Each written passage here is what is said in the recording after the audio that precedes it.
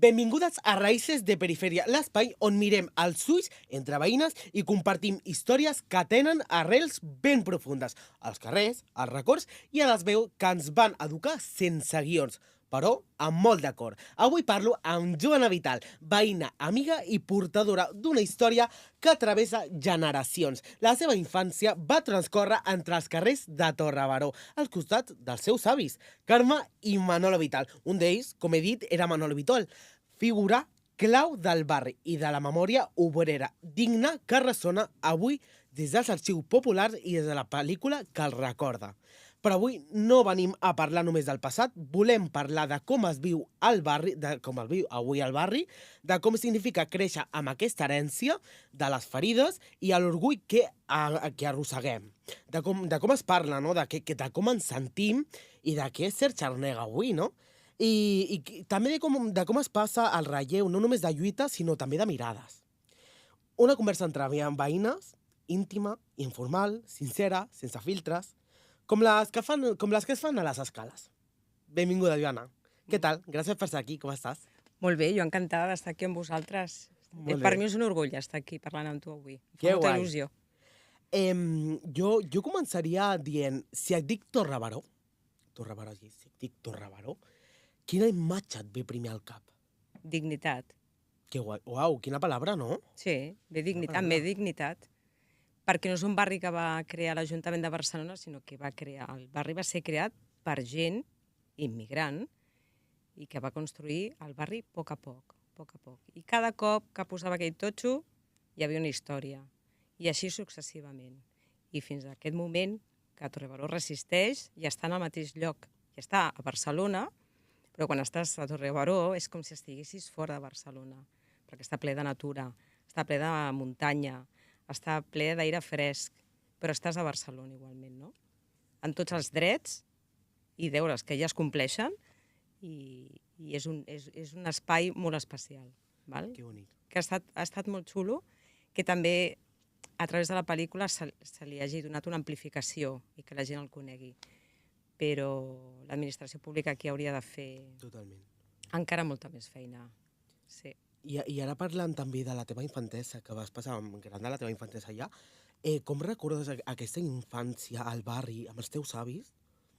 Recordes? Sí. Aquestes arrels, no?, que parlem? Sí, molt especial perquè si sortíem a fer un vol o anàvem al castell caminant, el trajecte era més llarg, perquè clar, el meu avi i la meva àvia Carme els paraven cada 2 per 3. Vital, Carme, no sé què, i explicaven històries. Jo estava allà, era petita, i escoltava històries i totes més aviat eren d'agraïment perquè hi havia molta comunitat en el barri. S'ajudava molt la gent.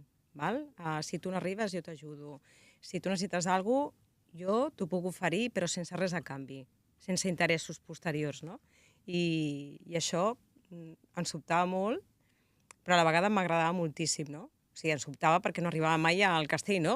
Que era l'objectiu que teníem aquell dia. Però sí que m'agradava que el paressin i que li diguessin coses maques, no?, als meus avis. Sí, per mi és un orgull. És que ara són dos generacions, dos experiències, no? I ara em sorprèn a mi, no?, que has mencionat la paraula comunitat, la paraula lluita comunitària, i ara la tristesa, no?, que aquest sentiment de comunitari, aquest sentiment de lluita, ara a Torrebaró no és tan persistent, no és tan... No ho és tan persistent, no. Després de tants anys, hi ha gent molt ferma i molt forta que esteu sostenint el barri, la lluita, i hi ha gent, m'he fixat que hi ha gent d'una certa edat, que queda encara d'aquests primers, i gent jove com tu, per exemple, que segueix aquest llegat, i teniu molta força, perquè per fer tot això es necessita com una força interna que pocs la tenen. O sigui, em refereixo a que hi ha gent que parla molt dels drets, tal qual, i no fa res, absolutament res, o pot tenir una conversa i discutir, però ser activista per mi implica que tu ja tens un esperit i uns certs hàbits i actituds molt especials i que creus fermament en allò, no? Totalment. I a més, amb la veritat per davant. Totalment. Jo era el que comentàvem abans, no?, que m'heu estat parlant abans aquí al a l'estudi, hem estat parlant també del sentiment, no?, de ser activista. Jo t'he dit, no?, que a mi no m'agraden les etiquetes, a mi no m'agrada que m'etiquetin com a activista, però jo crec que ara em sorprèn, no?, el això de que estaven comentant que abans hi havia una lluita, i jo t'he comentat, jo ara sóc el relleu generacional del meu barri, sóc el que lluita també per als barris amb dignitat, i jo t'he comentat, jo crec que l'activisme és aquesta persona que no només lluita per la dignitat o per els drets en general, la paraula drets, sinó per aquests col·lectius vulnerables, no?, d'una societat. Clar. I jo crec que és això, els activistes col·lectius vulnerables, o ara mateix jo sí que estic molt endinsat a la lluita al meu barri i de la zona nord en general, que són com la perifèria de nou barris. Correcte. I jo ser activista a la zona nord és com endinsar-te en barris amb dignitat. Sí. I esa frase que t'he mencionat, no?, 47 anys després, que ser activista a Torre Baró continua sent activistes perquè el transport continua sent deficitari. Correcte. La llum, a vegades no tenim llums al carrer. Bueno, i encara teniu els cables penjats. Sí. I després de 47 anys, gent que pertany a l'administració pública encara em comenta, em diu, mira com està, i a mi em sobta que encara t'estiguin dient, o sigui, que sóc la següent generació, la segona generació dels Vital, i que vegi els cables penjats encara, sense soterrar-los. Una cosa que sí he manifestat, perquè a vegades em penso que tenim l'obligació com a persones, i tenim aquest instint, és de donar veu, no? Ja li vaig dir a qui li havia de dir, aquest barri paga els impostos com tothom, pertany a Barcelona, el que passa que no és turístic ni està al costat del mar. No. Llavors no venem tant, no? Doncs quan tothom paga els impostos com tothom a Barcelona, té els mateixos drets d'entrada. Totalment. I som ciutadans, o sigui, que és veritat. Llavors això és una cosa que encara hem de lluitar. És el que has dit tu. Després de 47 anys encara estem en la mateixa història, i això no és que sigui el barri que sigui precari, és que l'administració pública es mostra precària davant d'aquestes situacions. És el que penso jo. Totalment. Sí, totalment. I jo crec que és que jo ara, per exemple, comentant-te, jo fa 2 dies baixava jo amb el cotxe, ara podem baixar en cotxe, baixava amb el cotxe per Torre Baró, pel meu carrer, Sant Feliu de Codines, i baixava i aquesta sensació de mirar per la finestra del cotxe, la frontal, y mirar y di, ¡ay, mamá! Le decía a la mamá, pero ¿cuándo han estado todos esos cables así tan tirados, la del fibra? Y me dijo mi madre, me comentó, ya, pero no me suena el cable de la llum, ¿eh? Y yo, ya. Y yo, ¿cómo que no? Si hay un montón de cables. Porque es que tocan a las casas también los cables. Y me dice, no, mira. Y me dijo, aquest cable, el que tenemos por encima de casa, mi padre, al meu pare, m'ha dit la meva mare, tu padre le toca la cabeza el cable. O sea, no és mi padre, el meu pare és alt, però no és tan alt com una persona, no medeix 2 metros. Però me dice, clar, y me dice, le toca la cabeza el cable, y es de la fibra óptica. No t'ho perdis. Es de la fibra óptica, y da wifi a todas las casas de Torre Baró, a las que tenen. Y de la fibra óptica le toca la cabeza. T'ho imagina't? Y toca las casas. T'ho imagina't que Barcelona es ven com una ciutat cosmopolita i moderna, i ensenyen a 4 barris que els hi convé, perquè a nivell turístic funciona, i el que han de cuidar són els ciutadans, no? I a l'habitatge del ciutadà, també. Sí, jo crec que el tema també de l'habitatge a Torre Baró és molt precari. A Torre Baró jo crec que sempre el defineixo que Torre Baró no és un barri que s'ha fet de plànols. Torre Baró no és un barri de plànols. Torre Baró és la frase, no? Torre Baró ha sortit a les mans dels veïns. És així, és així. Torre Baró ha sortit d'una pedra aquí, una pedra aquí. Torre Baró no ha sortit de plànols d'arquitecte. No, ells ja eren arquitectes. Clar. O sigui, t'ho imagina't en quin nivell de desesperació i de necessitat perquè et construeixes la teva pròpia casa, eh? Jo crec que Torre Baró ja el simple fet de... Hay casas firmadas por una servilleta, ¿m'entens? O sea, y ahora que no tenen escriptures... Les escriptures, m'entens? I ara aquestes cases, o sea, hi ha també els desnonaments que hi ha, la por de la gentrificació, perquè ara mateix jo crec que tot es junta amb els projectes urbanístics que venen, que embruten, no? A les perifèries de la marca Barcelona, no? Correcte. Jo crec que la Barcelona que ens venen, no només les institucions, no només l'Ajuntament, no només perquè dona igual que polítiques que no sé què, no. La Barcelona cosmopolita, la Barcelona de la marca Barcelona... Passa per davant d'això. Passa per vendre'ns als plans urbanístics que neteja totes les veïnes de tota la vida i les expulsa, saps? Però això és un error. Sí. Perquè tu, per entendre un barri, primer t'has de passejar per aquell barri. Totalment. Això per començar. Totalment. I per entendre-ho has de saber com funciona. Totalment. Perquè Torre no funciona com els barris més coneguts a Barcelona, però sí que té les mateixes, els mateixos drets per poder funcionar. O sigui, a partir d'aquí es necessita gent com molt competencial i molt vàlida, que sàpiga caminar pel barri, que faci una ullada i que sigui conseqüent. No és tan complicat, No. No és tan complicat, però vivim en un país de burocràcia que la paperassa ens agrada molt. Sí, jo sempre dic que per prendre decisions sobre Torre Baró, sobre els barris, però dona igual, jo crec que sobre els barris on hi ha un carrito de compra, on hi ha essència de barri, on hi ha el típico abuelo fumándose su puro en su banco, on hi ha una essència de barri, on hi ha un barri, per prendre decisions, passea't el barri. No, és que has d'estar en el barri. M'entens? O sea, aquí va haver-hi una teoria ja d'això, clar, o sea, i en l'època del meu avi. El meu avi tenia connexió amb el Pasqual Maragall. Sí. Però Pasqual Maragall va idear un projecte molt bo que en lloc de connectar-se amb els regidors, el que feia va donar via directa als presidents de l'Associació de Veïns de Barcelona per averiguar les necessitats reals. Perquè no és el mateix un regidor que no viu en aquell barri, que no sap ni on està i no s'ha passat, i arriba i li diu a l'alcalde pues en aquest barri farem aquí un parc i aquí uns arbres... No, ell què feia? Tenia via directa. I això va ser d'aquests moments que es va conèixer el Pasqual Maragall, el meu avi, i van connectar molt bé perquè ideològicament la manera de fer era molt similar. I ell apostava per això. I els va donar a tots, no només al meu avi, no? A molts presidents d'associacions de veïns de barris de Barcelona via directa parlant amb ell.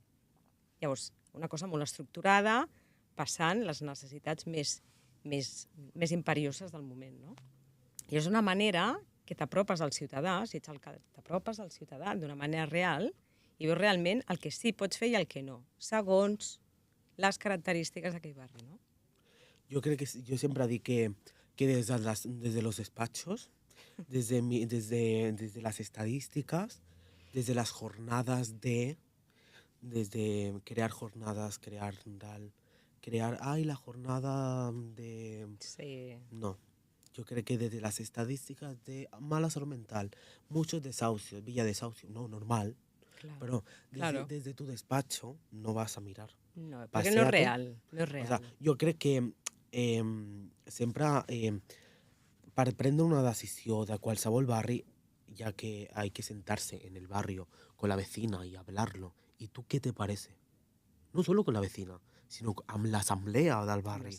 Amb l'assemblea del barri. Per això es fan aquestes assemblees. Per això es fan les assemblees. Correcte. Que a lo mejor no bajará la vecina que ha luchado 70 años porque ya no puede. I perquè es necessita aquest relleu generacional. Sí, però a lo millor baixarà el jove que vol viure en aquest barri, que a las 8 de la mañana abre su ventana y le cantan los pajaritos y no quiere que le canten las máquinas constructoras de pisos turísticos, ¿me entiende? Jo crec que és això. Estic molt d'acord amb això. Jo crec que és això. No és que tothom que treballa a l'administració ho faci malament, perquè segurament hi ha algú, però a vegades no tenen totes les eines o no els hi permeten tenir les eines per poder fer les coses com cal o com necessita un barri amb unes característiques singulars. Que no vol dir ni millors ni pitjors. Totalment. O sigui, això és com les persones. Sí. Els barris els fan les persones. Les persones són diferents i no tothom pot... Tothom té una cosa o no la té, o té una mancança o no la té, o té una il·lusió i l'altra no la té. O sigui, això és així de clar. Llavors, no som realistes en aquest aspecte, no? Parlo com a persones ja, no? Totalment. I ara, bueno, tornant al tema, no? de la teva infantesa, del que va suposar viure, bueno, no viure, sinó passar el temps amb els teus avis, com era conviure, com eren aquestes tardes amb el Manolo, ara aquí també amb el Bombadeti, però no sols amb el Manolo, sinó amb la Carme també. Com eren ells en la intimitat? Perquè hemos sabido que ells eren pues, molt bons, aprenia català, no sé què tal, però ells com eren en la intimitat? Sí, ja t'entenc. M'entens? Sí, ja t'he entès perfectament. Doncs mira, feien molt d'avis. Feien molt d'avis. I això és molt bo. La meva àvia Carme... Arrels, tio. La meva àvia Carme sempre la recordo llegint llibres, novel·les, perquè a més tenia la seva llumeta al costat de la seva butaca, llegint. I el meu avi amb el diari, el periòdico, llegint sempre, amb la seva pipa, i de tant en tant el meu avi m'explicava històries de quan ell havia passat la guerra, perquè és un tema que ell, per desgràcia, ho va patir molt, perquè ja sabeu que se li van emportar el seu pare per afusellar-lo amb 13 anys, i això ell ho tenia molt recent i no volia esborrar aquesta part, i d'alguna manera me l'anava introduint. Fins i tot quan era adolescent, que ja estava estudiant història, quan vam arribar al tema dels ideals polítics i tot això, va anar a la seva mini biblioteca i em va dir, t'has de llegir això, com dient. Vale? I la Carme, la meva àvia Carme la recordo molt entranyable perquè tots la coneixien al barri.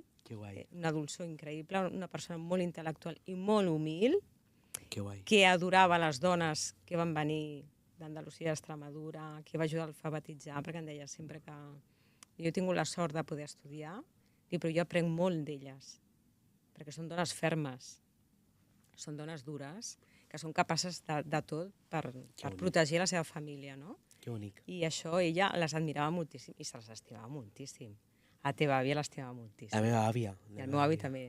Els meus avis l'estimaven molt. La meva àvia moltes vegades m'ha dit es que a mí la Carmen me enseñaba mucho catalán también, me iba enseñando y me daba consejos, me decía. Me daba consejos, siempre me decía, porque al meu avi també, a vegades no tenia les eines per saber amb la meva àvia, i la Carme li donava consells a la meva àvia. Heu d'estar tranquils en parella, no sé què. Sempre ha estat molt bona consellera. I és una persona que sempre ha relaxat molt. És una persona que quan et veia atabalada de seguida, va, tranquil·la, pensem, a veure què fem, no? També recordo molt, i l'altre dia ho recordava, perquè clar, amb el procés de la pel·lícula he tret moltes fotografies que el meu pare no recordava ben bé on estaven. I recordava que em comprava la xocolata amb llet, la campana del Gorriaga, i cada cop que anava ja tenia la tableta ja de xocolata preparada i jo ja estava allà, saps? I jo estava aprenent flauta a l'escola, llavors es posava amb mi també, per tocar la flauta... I ara parlem de recursos, què t'ha deixat a ell que portes dins encara avui? Ells, el teu avi i la teva àvia, què t'ha deixat ells que avui en dia encara portes? Mira, a part de records. Una cosa que crec que la tinc molt impregnada, si no m'equivoco, és la dignitat, això sí. I en el meu àmbit, que és l'àmbit de l'educació amb nens, a part de totes aquestes matèries que s'han de fer a nivell curricular, m'agrada molt que siguin autònoms, que siguin crítics, que no es deixin enganyar, i de tant en tant, si tinc una promoció una mica més gran, els dic que si han de segrestar un autobús, que el segrestin, saps? Això per una part, la dignitat. I després una altra cosa que a la pel·lícula surt reflectida, perdona, és que si una cosa no funciona, doncs ho tornes a intentar. I si no funciona, ho tornes a intentar, però que no et deixis vèncer d'alguna manera, no? Perquè avui en dia és una cosa que es respira molt. Jo amb els nens joves que ara estem agafant, es frustren de seguida, saps? I em fa cosa perquè penso, no veu la capacitat que té, o ell no es veu lo increïble que és, o lo bé que sap fer això. I llavors, quan m'agafa la rebuda, els agafo, saps? Com una tutoria individual, els dic, mira que saps fer això. I qui t'ha dit que no pots?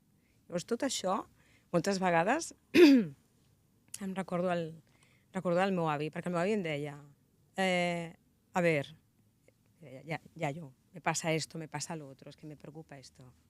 ¿Tienes solución? Piénsalo bien. Yo creo que sí. Menos hablar, más hacer. I aquí ja... Perquè era un home de poques paraules, era molt observador. Tot i que li agradés un tema, llavors sí que es desbordava parlant, no? Però em donava consells com, no te compliques. O sigui, ¿sabes? ¿Tienes solución? Hazlo.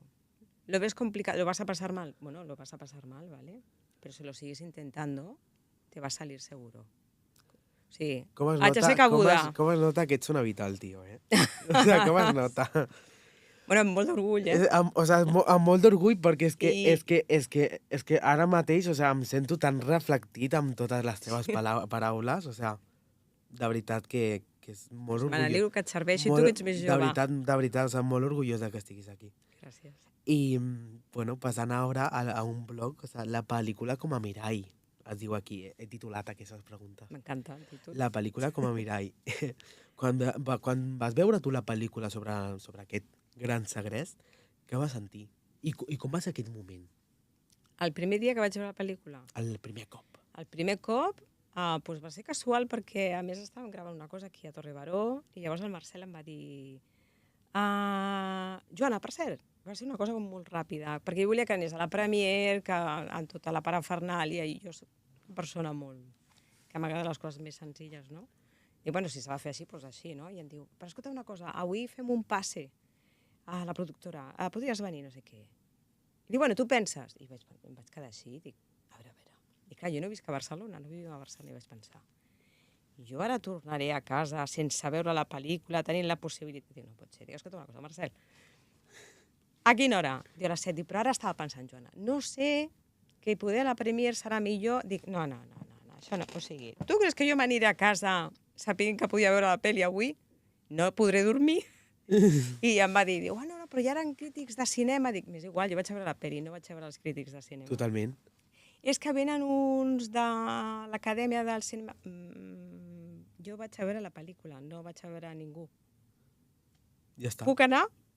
Diu, i tant. Bueno, clar, te pots imaginar, quan ja estic allà, veig la pel·lícula, què no m'esperava? Que al final surt el meu avi. El meu avi de veritat. Que aquí, si ja estava emocionada durant tota la pel·lícula, doncs al final ja aquí em vaig trencar, clar. Ella havia anunciat a la gent que jo estava allà, però jo quan em van obrir els llums jo estava allà com un clínex. Doncs clar, ja estava que no podia, no era gaire objectiva, no podia ser objectiva, la veritat. I a mesura que he anat veient la pel·lícula, que l'he vist molts cops, la veritat, haig de confessar. Quants cops? 12 cops porto. 12? Sí. Uau, doncs jo crec que hi ha veïnes a Torre Baró que et ganen, eh? Sí. Jo crec que hi ha veïnes que et ganen. Jo crec que sí. Jo crec que la Gregòria te gana. Home, la Gregòria i jo portem una competi total. Però jo vaig dir, Gregòria, hem d'arribar a les 47 vegades. I aquí cada una va fent el que pot, no? Però va ser més emocionant veure el procés. Això sí que va ser més emocionant. El fet de poder buscar les fotografies, fer una marxa enrere cap a les arrels, recordar tot això, recordar a la meva àvia Carme, al meu avi, al meu pare quan era petit, saps? També el meu pare, clar, a l'estar malaltó i no poder participar activament, ha hagut de fer aquest capitaneo de la situació i sempre respectant a veure el que li pot agradar, el que no, a mesura que hem pogut, clar, no? I ha sigut un procés de 4 anys fins que es va estrenar. I jo crec que he fet un viatge terapèutic brutal. Després es va juntar amb el del meu besavi, el pare del Manolo Vital, el Diego Vital, que van trobar les restes. Perquè el meu avi va morir sense saber on estava el seu pare. Llavors, què va passar? Que per un moment em veig a casa pensant, no em puc creure que s'hagi obert un projecte de la pel·lícula del meu avi. Molt dur. I un altre projecte que es va obrir paral·lelament, que era l'exhumació dels cadàvers afusellats a la Guerra Civil pels franquistes, que hagin trobat el meu besavi. vaig veure dues línies paral·leles i en un moment vaig pensar, s'han trobat, ja s'han trobat. Saps? Perquè vaig pensar... Un procés terapèutic, aquesta és la paraula. Aquesta és la paraula. Totalment. Procés terapèutic. I tu creus que has sanat en aquest sentit? Doncs mira... Has trobat aquesta sanació? Sí, l'he trobat perquè m'ha ajudat a entendre com sóc jo ara. O sigui, jo estic aquí gràcies al meu pare, al meu avi, al meu besavi. O sigui, jo sóc el que sóc ara gràcies a ells, també al seu trajecte de vida, no? I llavors també t'ajuda molt, Joel, a entendre quines coses són d'ells i quines coses són meves, saps? Com a persona. Totalment. O sigui, que arrossego les creences d'ells o arrossego les meves pròpies, no? I llavors m'ha ajudat molt a dir, bueno, això és de l'avi, això és del papa, això és del besavi, això és de l'àvia, això és de la meva àvia biològica, la Juana, que per això en dic, la mare del meu pare també havia viscut a Torrebaró. I he col·locat a cadascú en el seu lloc perquè tenien el seu espai ben merescut i llavors he pogut veure tot amb més claritat, no? O sigui, jo crec que la vida m'ha fet aquest regal que s'ha creuat el Marcel. I tu creus que ha estat tot com un comiat a al teu besavi, al teu avi? Ha estat, per exemple, tu quan va morir el teu avi i tal, jo crec que no eres no tenies l'edat tampoc. Com per quina edat tenies? Ara fa 14 anys tinc... Jo, per exemple, el vaig conèixer, però no tant... Fa 14 anys enrere. Clar, jo no me'n recordo. Jo em va conèixer el Manol Vital, però jo no me'n recordo. I em diu la meva mare, és que tu no te'n recordes. Però, per exemple, tu creus que aquest tancament de tot el procés vital i tot... T'has sentit com el comiat de comiat. Això és un tancament de sanació. Un tancament de... Jo, sincerament, t'haig de dir... Un adeu de Déu. O sea... No, un adeu no, perquè jo els meus avis els porto sempre. El que passa que amb aquest procés cada cop els sentia com molt més a prop, intuïtivament, perquè t'has de guiar per la teva intuïció. Al cap i a la fi, em guiava pel allò que deies, no sé com dir-ho, perquè a vegades les coses són tan transcendentals que no saps posar-li paraules, no? Com que m'anava guiant una mica, no? Que pensava, això al meu avi li agradaria, això no. Això, sí, això al meu avi... I penses que en tot aquest procés t'has equivocat en alguna cosa? O algo no t'ha agradat? O algo que penses que al teu avi no li hagués agradat? Saps què passa? Que en tot aquest procés, com ha sigut un procés molt llarg, abans de la premiere, que arribés la pel·lícula, jo ja vaig començar a fer aquest procés. Llavors m'ha donat temps, perquè llavors no es podia parlar que s'estava fent una pel·li, no podia, i m'ha donat temps d'anar processant tota aquesta informació i rectificant, saps? Ara vaig cap aquí, rectificar. Bueno, aquí no, rectifico. M'ha donat temps, he tingut el temps necessari per fer-ho. I és veritat que he tingut la sensació de tancar un cicle en quan les troballes del seu pare, o sigui, que s'ha trobat el Diego Vital, jo sé que pel meu avi era molt important això, moltíssim, perquè pagava la memòria històrica, perquè el trobessin, no el trobava mai. Llavors, he tancat un cicle. Crec que he sigut l'encarregada d'acabar de cosir, saps? I hilvanar les coses, i per mi la pel·lícula és un homenatge, però també és un regal per l'altra banda, no? Que bonic. Per ells. I, uau, o sigui, que bonic. La pel·lícula com un mirall, com un homenatge. Bàsicament és com un mirall a tota la lluita, a tota... Clar, no només dels meus avis. És que la pel·lícula representa la lluita de tothom que va arriscar la seva vida per venir a Catalunya i a veure si em donen feina, i a veure on aniré a viure, i a veure què faré de la meva vida. Totalment. Que no és gens fàcil. És molt complicat. I tot i això, estan aquí. Per què? Perquè van trobar la feina, perquè van trobar la seva casa, perquè van crear la seva família, perquè els seus fills parlen castellà, parlen català, que no hi ha cap problema. Que guai. Saps? Totalment. I que és molt maco. I ara parlant de la llengua. Anem a parlar de la llengua. Parlem-ne. Tu ets una dona jove, amb arrels d'aquí... Gràcies per dir jove. Piropito, això està gravat? Tu ets una dona jove, amb arrels d'aquí, d'allà, de xarneguidat, o sea... Sí. I com vius el tema de la llengua? O sea, anem a parlar, com vius el tema de la llengua? Vols que et digui la veritat? Et sents còmode parlar en català? Sí, molt còmode. Però jo ho visc en plenitud. Ja es està, pot dir, perquè el model lingüístic que jo he tingut a casa ha estat, jo ho he dit 1000 vegades, la Carme d'Espluga del Francolí amb un català preciós i el meu avi de Valencia Alcántara Extremeño con un castellano de estos recios a matar, i quan ells s'enfadaven feia molta gràcia perquè no li parlaven català, en castellà. I el meu pare em parlava en català perquè el meu pare va ser autodidacta amb el català, amb lectura, escriptura i tot, i em parlava en català i ma mare en castellà. I amb el meu home i jo parlem les dues llengües. No tinc cap problema. I si en sé parlar més, millor encara. Que guai. Saps? I seguim parlant. Què opines de la pel·lícula? Què opines... Ja s'acaba la pel·lícula. Què opines de la polèmica de a Catalunya s'ha de parlar català? Com es viu... Com penses que viu això des dels barris populars? Jo crec que és una polèmica inventada. És una polèmica inventada. Bueno, perquè és supervivència. Jo entenc que hi hagi gent que pensa que si parla una altra llengua perd la seva arrel. Totalment. No, i jo crec que tu has de ser responsable de dues coses. Una, d'aprendre i nodrir-te i saber, i l'altra, respectar les teves arrels. Totalment. I una cosa no riñe la otra. ¿Me entiendes, querida? ¿Qué? ¿Vale? Una cosa no riñe con la otra. O sea, tienes la responsabilidad de aprender y nutrirte como persona, y la otra de conservar tus raíces con mucho orgullo. Idiomes. Bueno, claro, tus raíces son los idiomas también. No, sí, m'entens. Sí, és veritat. Però jo sí que crec que és una polèmica, això. Perquè jo la visc constantment.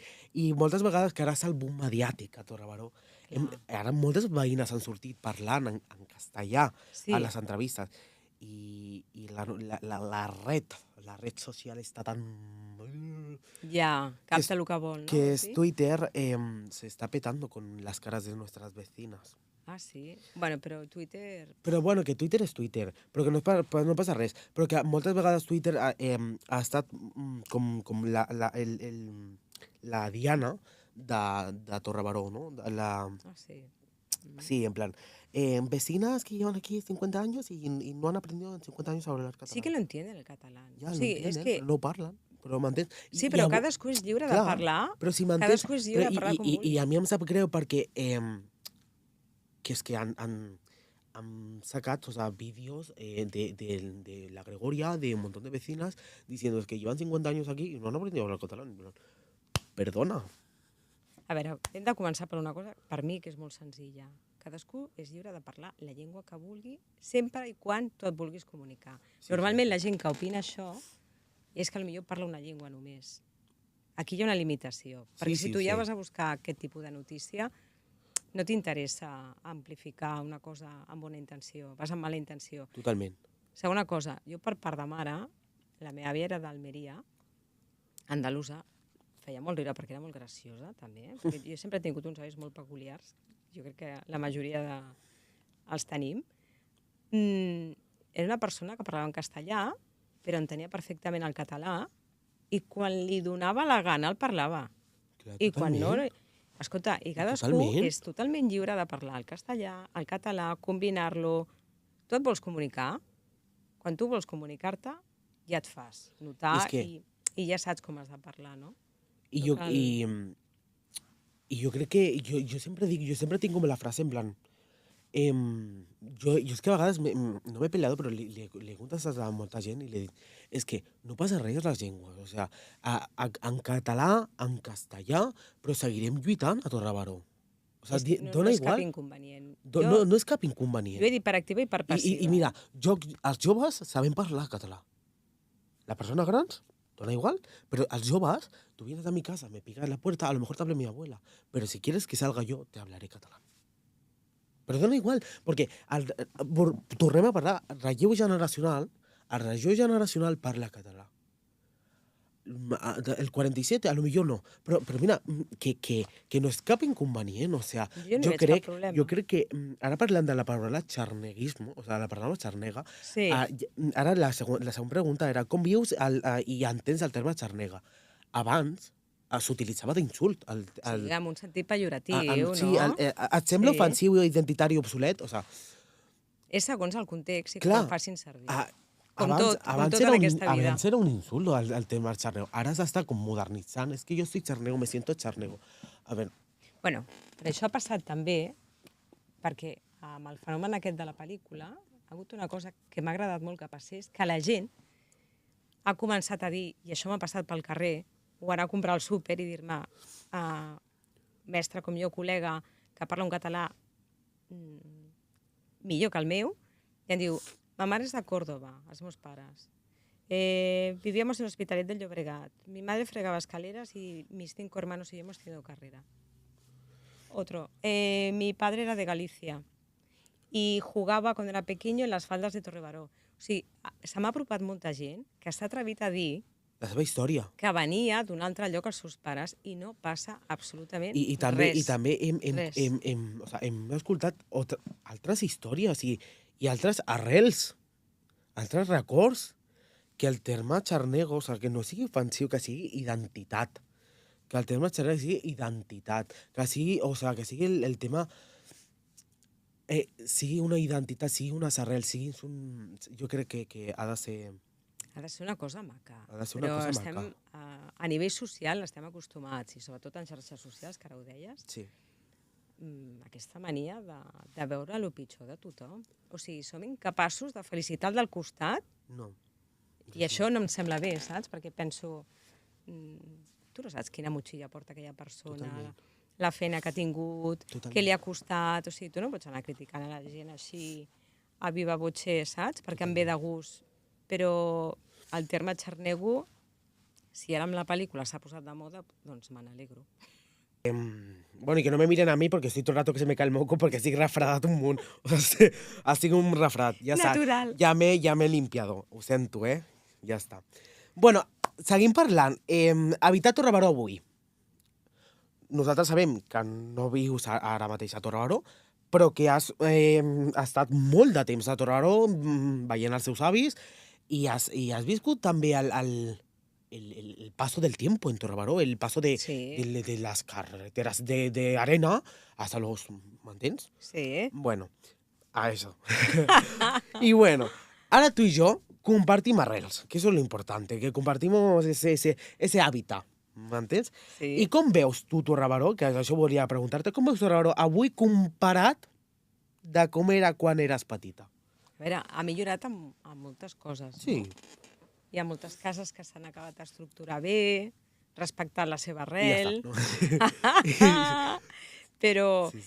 Però hi ha coses que falta millorar i no és perquè els veïns de Torrebaró no vulguin fer res.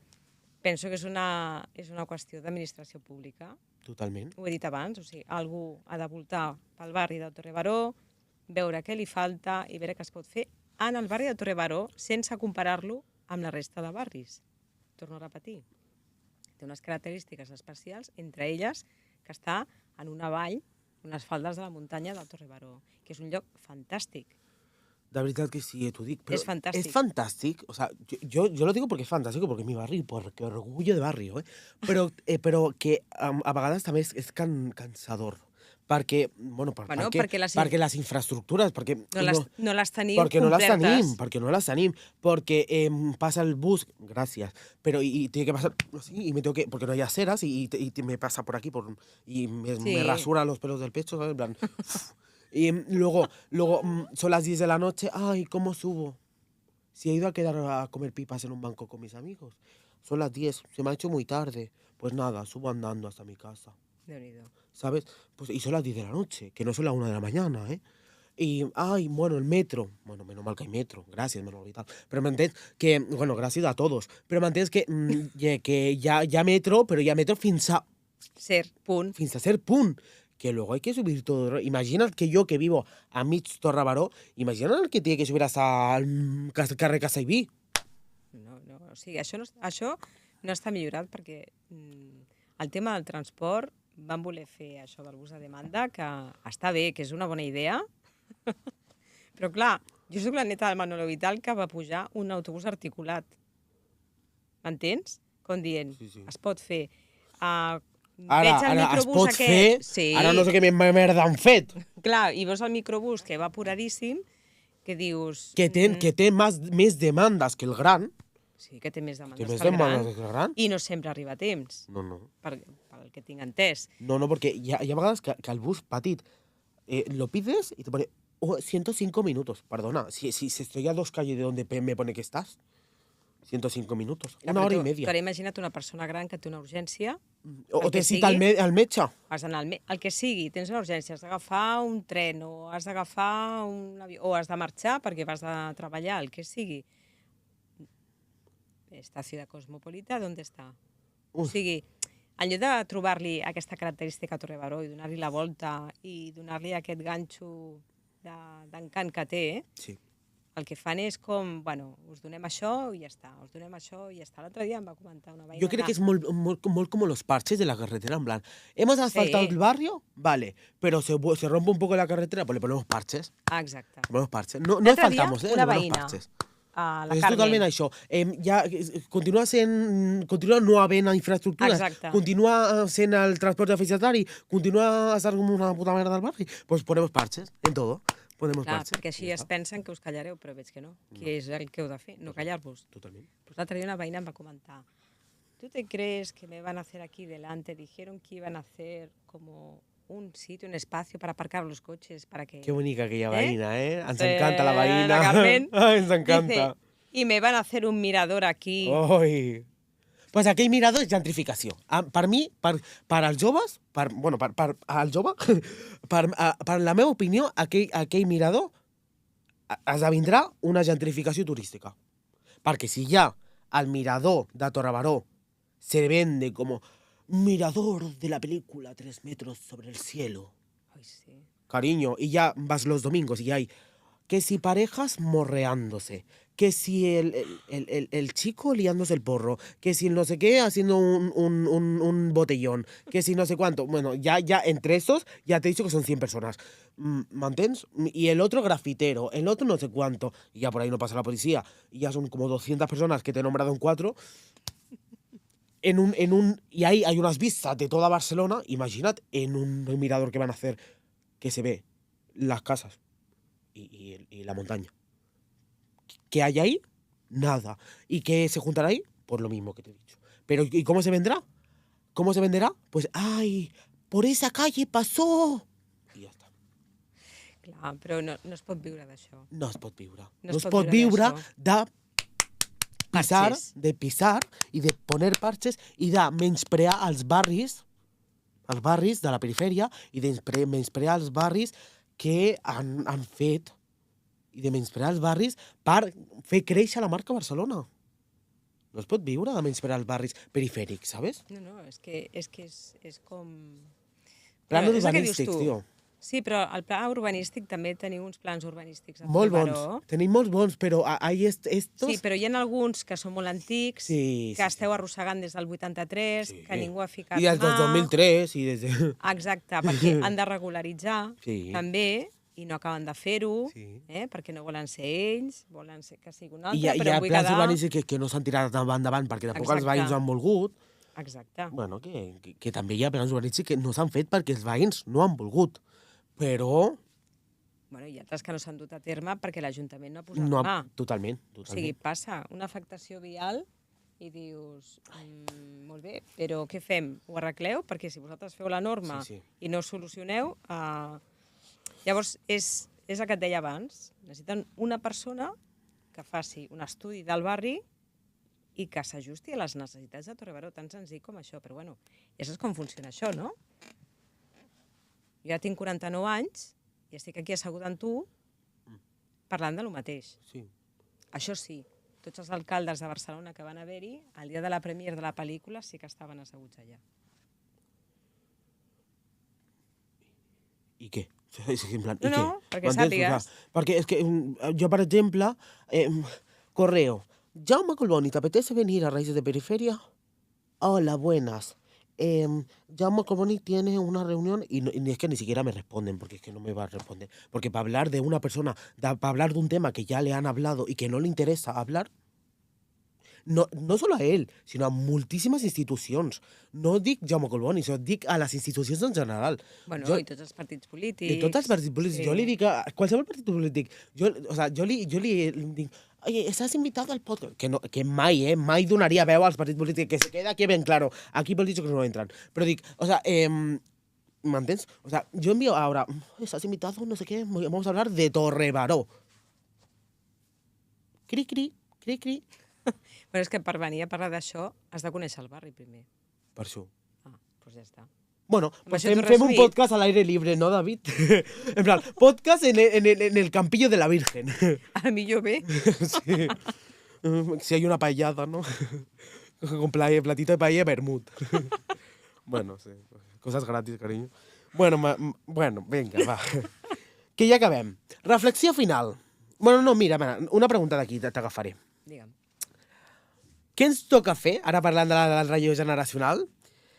Creus que la lluita dels seus avis per un barri digne continua viva d'alguna manera? I què ens toca fer a les generacions que venim després per seguir caminant sobre aquest llegat? Sí que continua viva perquè hi ha gent que des d'aquella època segueix lluitant i em consta, però s'ha quedat en un grup molt reduït. Després, amb el tema de la pel·lícula, s'ha revifat, però sospito que ha agradat més el de la pel·lícula que continuar amb el barri. Totalment. Que això sí que no acabo de comulgar amb aquesta idea. Totalment. No? Ho dic perquè no es pot viure del 47 tota la vida, no es pot viure del rebufo del que va fer el meu avi, que estic molt orgullosa i estic molt feliç de que la gent s'ho hagi passat molt bé participant, col·laborant. Soc molt feliç perquè demostra que la gent li tenia molta estimació, però és cert que també he notat que a la gent li ha agradat molt la pel·lícula, intervenir la pel·lícula, el rebuf de la pel·lícula, però bueno, després no hem fet res. I era el moment idoni per fer qualsevol cosa. Clar, jo sempre dic en plan, i quan les càmeres i los focos s'apaguen, què passarà con Torrebaró? ¿Volverá a ser el Torrebaró de siempre? ¿Tú qué crees? ¿O será el Torrebaró del 47? Claro, porque yo no... Es que yo siempre he dit... O sea, yo siempre he dit... Ahora he dit, porque ahora somos el Torrebaró del 47. Ahora he dit, o sea, antes éramos el Torrebaró del Vaquilla. Y entonces... es veritat, no, però és veritat, no té res, perquè és veritat. Entonces, sí. No, és veritat. Y entonces, ¿qué nos ha suponido... Madre, es que ya es tarde, o sea, profesora... Aquí, és tarde, Joel, és tarde. És tarde, sí. No, és que... Ho sento, telespectadores... No, llavors... Ese cambio, sí. Yo siempre he dicho a mis amigos, con el Vaquilla, con este boom mediático del Vaquilla, solo nos venían yonkis. Y con el 47 solo nos vienen turistas. O sea, ¿qué ha pasado ahora? ¿En qué mundo vivimos? ¿Ahora qué pasa con Torrebaró? Y el día que se apagaron las cámaras del Vaquilla, se quedaron a vivir eso. Ahora se apagarán las cámaras del 47, que se quedarán a vivir los turistas. Entonces, ya, a mí me da miedo. A mí Torrebaró ya no... Necesita ubicación. Necesita ubicación. No sé qué pasa. Bueno, claro, és el que estàvem dient. Sí. Se li ha de donar... O sigui, falta una mica d'empenta. Falta una mica d'empenta. Jo, clar, quan et vaig... O sigui, abans que contactessis amb mi, jo ja et vaig seguir. I la primera cosa que li vaig dir al meu home és que em va fer molta il·lusió, de veritat t'ho dic, perquè estaves molt reivindicatiu i veia aire fresc. Sí. El primer que vaig pensar, o sigui, vinga, con brillo, que guai. amb garra, amb energia, com dient jo sóc d'aquí, necessitem això, allò, pum, sense complicacions. Em vaig veure molt directe, molt respectuós, parlant en català, parlant en castellà, parlant amb les veïnes, i vaig pensar... I t'ho dic ja com una persona que sóc més gran que tu, I vaig pensar, esto está bien. Vaig pensar, esto funciona, això va bé. I et vaig veure com una energia que vaig pensar, tu mira el Joel. I després ja quan vaig començar a lligar caps, que és el fill de la Valèria, i ja quan em van dir que és el net de la Rafi... Tu eres de los Leones. Sí, tu eres de Francisco. El net de la Rafi. Dic, bueno... Llavors anem encara molt millor. Esto de pueblo, barrio, Sí, però necessitem gent jove. Necessitem aquesta essència, també. Sí, però necessitem la gent jove. Hi ha gent jove que lluita molt. Però es necessita tallar més la meridiana. Això sí. Estic d'acord, tio. No volem lluita comunitària? Tallem la meridiana. Ja, però no pot ser que vagin 6 a tallar la meridiana, eh? Bueno, acabem. Producció? No, maquillaje, no. Si pogués... Vinga, aquesta pregunta és molt xula. Si poguessis parlar amb la Joana petita, que pujava cada tarda a casa dels avis, què li diries? Que bonica aquesta pregunta. Oh, que me lo curro tanto. No, però aquesta pregunta és molt maca. Molt maca. I a més, lo veo. Doncs li diria, Joan, hem d'estar molt contentes d'haver-hi dit que sí al Marcel. Perquè el dia que em va proposar això, pensava que volia fer com una mena de documental del meu avi, havia sortit a televisió i tot això. I em va dir, escolta, és que volem demanar-te permís per treure totes aquestes imatges dels teus avis, parlar dels teus avis també, que parla de tota la gent del barri de Torre Baró, però realment es feia molta inferència amb el Manolo i amb la Carme, no? I em recordo que m'ho vaig pensar i vaig dir, mira, és que és un homenatge per ells, perquè aquestes històries de barri sempre queden com amagades i concentrades en el barri o al voltant del barri, no? I no s'assabenta la resta de la ciutat, no? O queda allà com una llegenda, no? I jo sabia que això desencadenaria, d'alguna manera, és una amplificació, perquè el cinema sí que té això, no? Que el meu avi va fer això, una cosa molt tronada en aquell moment, en una època de transició encara, però clar, el cinema que li dona unes vies de comunicació que hi ha molta gent que no les pot tocar, que no les pot tallar, saps? I llavors va ser com una amplificació, no? Això arribarà a tothom i a veure com arriba. I per mi va ser molt emocionant. Ha arribat emocionant, ha arribat que la gent, dels veïns, s'han sentit orgullosos. S'han sentit del sentiment de pertinença, de jo pertenezco a Torre Baró i me siento orgulloso de serlo d'aquí. Molta gent em preguntava si el teu avi estigués viu ara, i hagués vist la pel·lícula i tal, o que li haguessin plantejat de fer la pel·lícula amb el Marcel, ell li hagués dit al Marcel, tu procura que se vea Torre Baró, procura que esto yo pueda reclamar luego lo que tengo que reclamar, perquè clar, el meu avi, medalles no, però demanar, això sí. Bueno, para muestra un botón, no? Llavors, la Joana petita, jo crec que està molt contenta i està molt orgullosa dels seus avis i del seu pare, perquè estic molt feliç amb tot el que ha passat. Que guai. I última pregunta, ultimíssima. Sí. I si poguessis parlar amb en Manolo i la Carme, què t'agradaria explicar-los d'aquest viatge de sanació i de cura? Home, primer donar-li les gràcies. Clar, si estic aquí és en part per ells. I tot aquest procés, diguéssim que estiguin on estiguin, jo crec que me l'han regalat. Estiguin on estiguin, jo crec que me l'han regalat. M'han dit, bueno, tu capitaneja això, però que sàpigues que és una satisfacció més personal, més íntima, més espiritual, que una altra cosa. Per mi ha sigut un regal de vida. O sigui, la vida m'ha dit, has de tancar això, i he estat allà cosint, saps? Durant un temps. Cosint, que bonic. Cosint, tancant, i dient a l'àvia aquí, l'àvia allà, el pare aquí, la meva àvia biològica, que no la vaig conèixer, la Carme, que m'ha estimat com si hagués estat una neta biològica, no?